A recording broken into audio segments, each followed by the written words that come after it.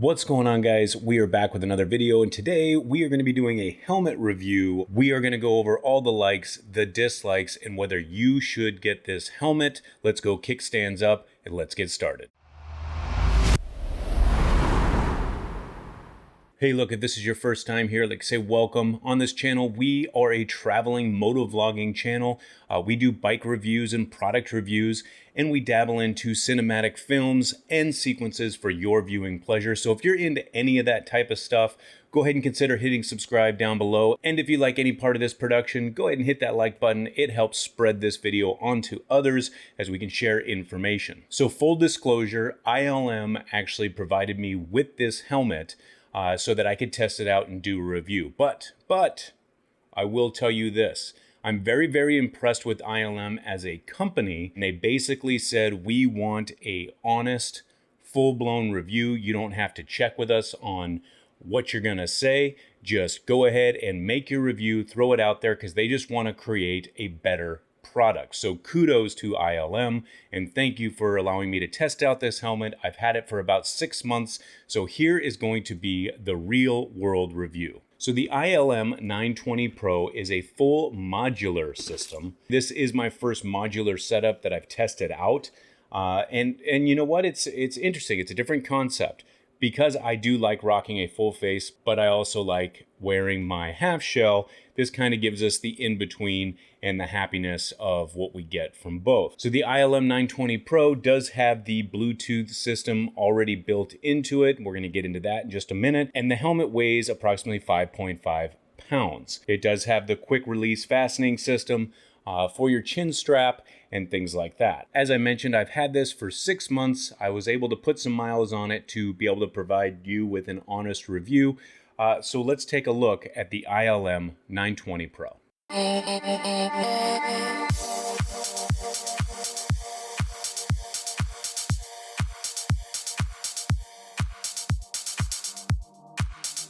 Okay, so the absolute first thing that we want to address is kind of the elephant in the room when it comes to helmets, and that is their safety rating. For the most part, here in the United States, every helmet by law has to have a DOT rating on it. I wouldn't put too much weight when it comes down to the safety rating of DOT. It is almost I actually think it is the lowest form of safety rating for a helmet.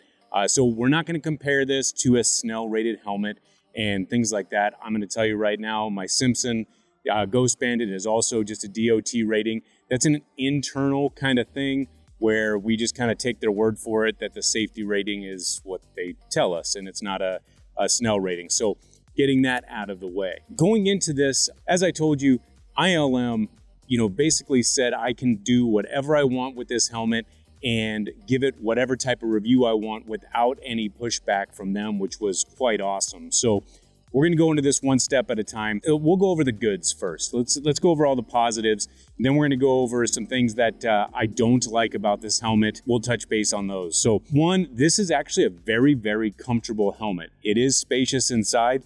One thing of note, this is the ILM 902 Pro, which has the comms unit on it. So that means that it's got built-in speakers. That means that it's got a built-in Bluetooth to connect to your phone.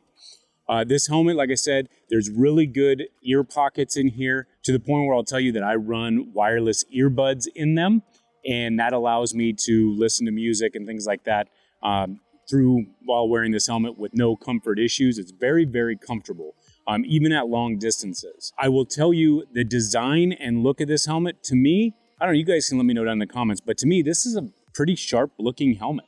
It does look nice. It is, that modular build. So its functionality is really easy to move about on the road. And I haven't really had any problems with the functionality. There are some reviews online that talk about some of the screws coming loose. Basically, when I got this helmet, I removed the screws, put some Loctite on them, put them back in. I haven't had any issues. But the functionality of this, whether you're at a stoplight or cruising down the road to lift it up and use the modular activity, is really simplistic, easy to use. Air vents, pretty easy to access. All these air vents here. You have one down by the chin, you have two up by the helmet. With that, the field of view is decent. It is something that I can manage down the road. I don't feel like it's too confined. I would say the number one thing I love about this helmet is going to be the comfortability. Going into the Bluetooth stuff, and we're going to touch base now on some of the things that I do not like about this helmet and some areas that I believe could use some improvement. One is this comm system is I think this is their first model of this comm system. It is unusable. You can't use it. It's very high, tingy sounding. You barely can hear anybody. You can't hear music at any type of freeway speed. Hence why I told you that I use the wireless earbuds in my ear when I'm using this helmet. And so that comm system for me, if I was purchasing this helmet, I would not get one with the comm system at this time. Not to say that they might not have something in the future that is better suited, maybe with some updated technology. But for right now, I'm not going to say to go with the comm system. The other thing is going to be the helmet placement in the chin area. Typically what I do with a helmet is I will make sure that helmet is seated on my face, and then I'm going to apply pressure in different spots and kind of see with a light tap what it would be like if my face hit the pavement. Hopefully it never does. But with this, I can tell you there's almost direct contact with my chin. I do run a size large helmet on my Simpson Ghost Bandit and all other helmets that I've tried on. And with this one, the chin area just is a little too close, and it kind of makes me wonder if I was in an impact with any relative speed or force, I have a feeling that my jaw would be broken. So it is a little tighter there. While driving down the road, I will tell you with this particular setup, I do hear a little bit of a squeak if I'm not listening to music. I'm not really sure what that's caused from. It could be something to do with the plastic and the rubber, and I'll have to kind of maybe see if I can file some areas down or lightly sand it down to see if I can get that squeaking to go away. I mean, it's not overly obnoxious, but it's there and it is present. One of the other things to note is it does have this quick release chin strap. I don't know. I'm not a fan for a couple reasons. When I have my helmet, they have D-rings, and I use the lid lock system in order to secure my helmet. So without that, I can't properly secure this helmet to the bike. So I'm not a fan of that. And if you don't have sunglasses, it does have this visor kind of system, and it works pretty well. But the helmet in itself, in the comfortability, I mean, it is comfortable. I mean, having that modular setup and the ability to, on long road trips, be able to get a drink, take a drink of water, maybe a coffee or whatever it is that you're doing, I think that's pretty awesome. The ear pockets, as I mentioned, very big, and you'd be able to set up like a Sena system in here, no problem whatsoever. So I've had this helmet now going on 6 months. I have been able to put several miles on this helmet and kind of see how it's going to feel. For the most part, the comfortability has not changed from start to finish. It stayed the same. Other than those things that I mentioned to you, I mean, I wouldn't get one right now with this this FreeCom system or FreeCon system that they have on here.